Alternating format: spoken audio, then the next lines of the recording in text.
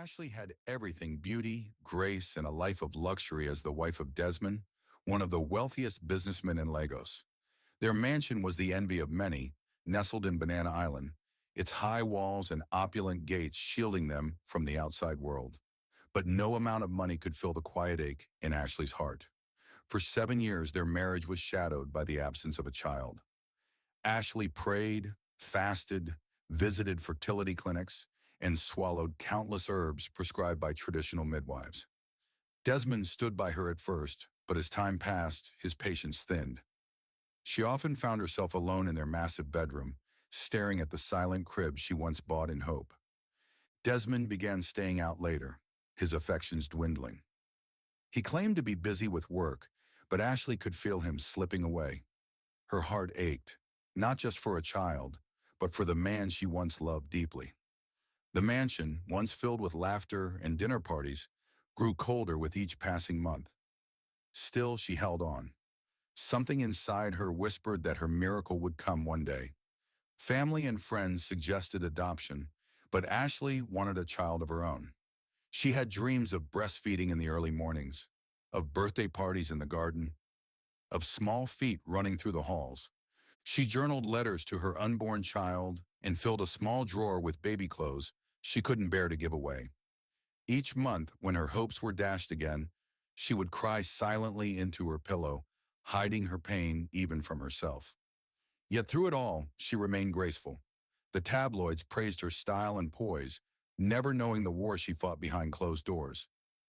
She was the perfect wife in public, the broken woman in private.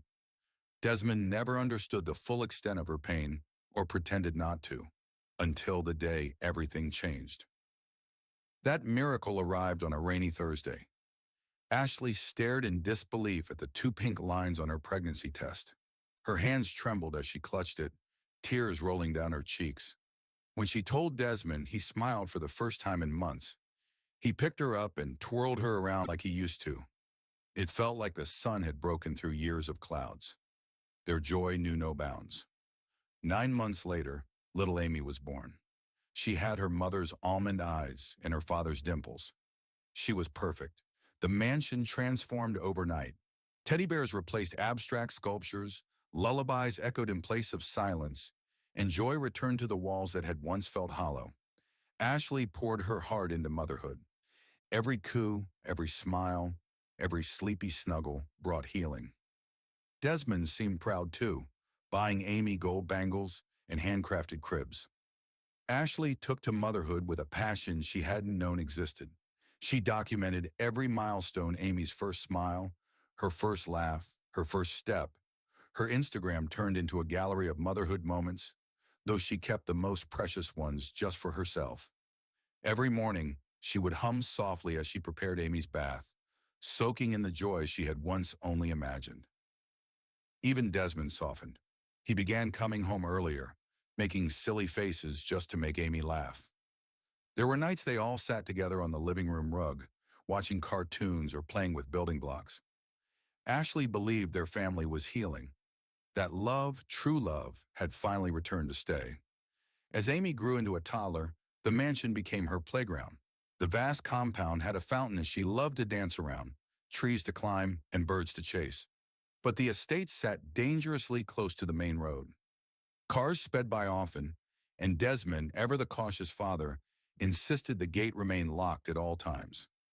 Ashley drilled the rule into every housekeeper and driver.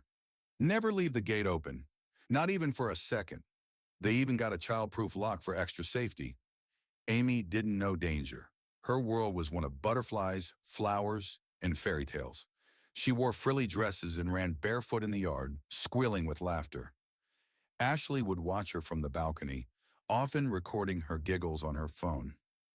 Those moments were everything. They were peace. They were purpose. They redecorated the compound to make it even more child-friendly. Rubber mats under the swing set, flower beds fenced with plastic rails.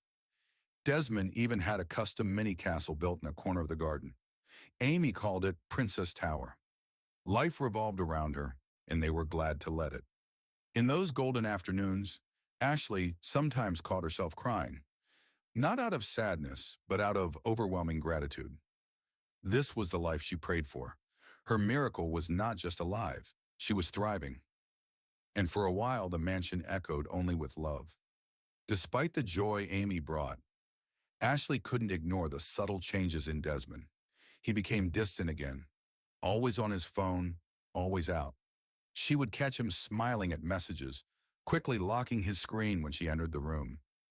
He claimed it was business, but Ashley had been married to him long enough to recognize the lies behind his eyes. She didn't want to believe it. Not now. Not when their family finally felt real.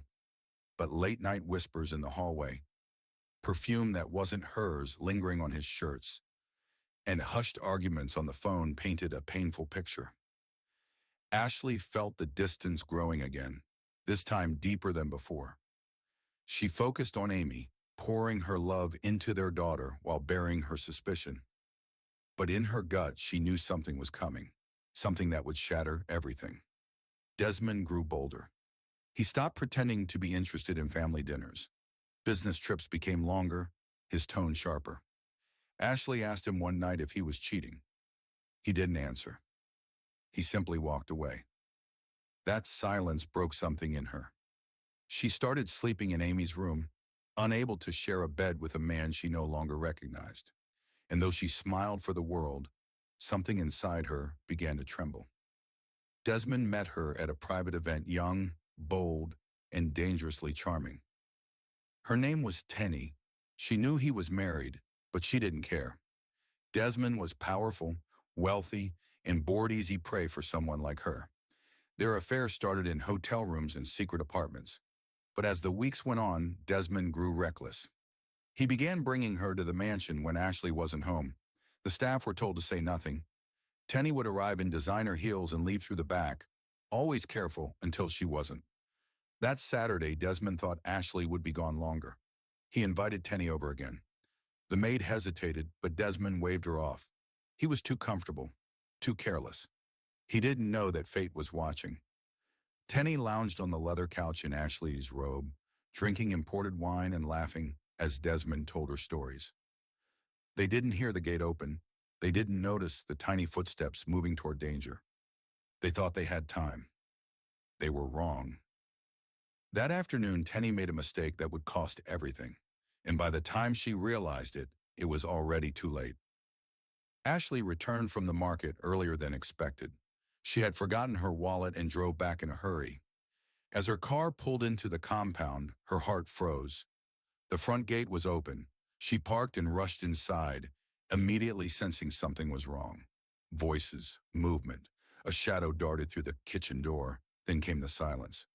She saw Desmond in the living room, half-dressed, startled. Her eyes swept the room. The couch cushions were out of place. Wine glasses on the table. A red heel abandoned near the kitchen exit. But more importantly, Amy was gone. The panic hit her like a train. "Amy! Amy!" she screamed, running barefoot back outside. Her worst nightmare had just begun. The neighbors were already gathering. Someone pointed to the road. Ashley bolted. Her heart pounded. Time slowed. Nothing felt real. Every step toward the gate felt like walking into darkness. What she saw next would change her life forever. A small body.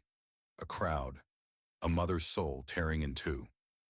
The scream that tore from Ashley's throat could have shattered glass. Crowds had gathered by the road, pointing and murmuring.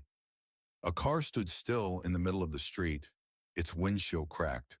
Blood stained the ground. And there, near the edge of the pavement, was Amy's tiny pink shoe. Ashley collapsed to her knees. Her baby, her miracle, lay lifeless in a stranger's arms, wrapped in a sheet. Desmond arrived moments later looking stunned. The neighbors whispered. The driver sobbed. Ashley held her daughter's body, rocking and screaming as if love could bring her back. The gate had been open. Amy had wandered out, and now her laughter would never fill the mansion again. The paramedics tried to pull Ashley away, but she clung to her daughter with the strength of a mother in mourning. "Please," she begged, "wake up!" But Amy was already gone. Desmond stood frozen. No words, no tears, just guilt he wouldn't admit and a lie he was already preparing. In the days that followed, the mansion became a mausoleum. Silence hung heavy in every room. Ashley couldn't eat, couldn't sleep, barely spoke. She clutched Amy's blanket like it was the only thing tethering her to life. But instead of comforting her, Desmond blamed her. "You must have left the gate open," he accused one night, voice cold. Ashley was stunned. "What are you saying?" she whispered. Desmond refused to look at her. "You rushed out. Maybe you forgot to lock it." Ashley knew the truth. She had locked that gate. She always did. But Desmond's lie settled like poison in the house. The staff said nothing. No one dared speak of the woman who had run through the kitchen door. Ashley was alone in her grief, her truth buried beneath Desmond's silence. She tried to ask the housekeeper, but the woman avoided her eyes. Desmond had already rewritten the story, and no one would dare contradict him, not under his roof. Ashley stopped trying. The betrayal hurt worse than the loss, because now, even the man who helped create their miracle treated her like the enemy. Ashley spiraled. Her days blurred into nights, her meals uneaten, her reflection hollow. She stopped dressing up, stopped speaking to friends, stopped going outside. Desmond carried on with business as usual. He barely acknowledged Amy's photos on the wall. Ashley would sit in Amy's room for hours, whispering lullabies to the air. Sometimes she imagined Amy was still there, hiding behind the curtain or under the bed. Other times she would scream at Desmond, demanding answers he refused to give. The mansion, once filled with dreams, had become a graveyard of memory. Ashley's spirit withered under the weight of grief and betrayal. And still, the truth remained unspoken. She began seeing a therapist, though the sessions mostly ended in tears. Her mother begged her to come stay in their village, but Ashley refused to leave. She couldn't abandon Amy's things, her toys, her drawings, her scent. It was all she had left. Grief, like fog, settled in every corner of her world, and with it came a silence she didn't know how to escape. Months passed. Ashley became a shadow of herself. Her skin paled, her eyes lost their shine. Desmond spent more time away, his presence now as rare as his apologies. Tenny remained a secret, though her name echoed in Ashley's thoughts like a ghost. One night Ashley found Desmond laughing on the phone, his tone soft and flirtatious. Her grief ignited into rage. She confronted him, voice shaking, heart breaking. He didn't deny it. "I needed comfort," he said. "You weren't there." Ashley felt like the floor vanished beneath her. He had taken her child, her peace, and now he wanted to erase her pain with excuses. That night, she packed a small bag and left the bedroom they once shared. She couldn't sleep beside the man who killed her spirit. And for the first time since Amy died, Ashley allowed herself to consider a life without Desmond. Not just as a fantasy, but as a plan. Ashley moved into one of the guest rooms, needing space both physically and emotionally from the man who had shattered her world. The bed was smaller, the view less grand, but the quiet helped her breathe. She stopped pretending, stopped forcing conversations at the breakfast table, and kept her distance from Desmond, who no longer even tried to reach for her. Their marriage had turned into a quiet war, fought with silence and empty glances. The staff walked on eggshells, unsure which version of their employers they would encounter each day. Whispers followed Ashley whenever she moved through the halls, but she had learned to stop caring. One evening she overheard two maids murmuring behind a half-closed door. "Madam still doesn't know," one whispered. "Olga brings that woman here when she's away." Ashley froze. Her suspicions were no longer just in her head, they were spoken truths now. The betrayal took on a new dimension. It wasn't just the affair, it was the sheer audacity of Desmond bringing Tenny into their home, into the space where Amy had lived and played. That sacred ground had been defiled, and Ashley felt the weight of it settle in her bones. She felt both rage and shame rage at Desmond, and shame that she had been kept in the dark for so long in her own home. That night she stared at the ceiling for hours. No tears, just a burning ache in her chest. She realized she was past heartbreak. What she felt now was the slow awakening of something else resolved. The truth was finally trickling in, and with it came a shift. Ashley was no longer willing to carry this pain in silence. Ashley's mother arrived unannounced, her face etched with worry the moment she stepped into the mansion. She took one look at Ashley's thin frame, tired eyes, and emotionless tone, and knew something was terribly wrong. Without asking, she moved in, filling the house with prayers and traditional herbs.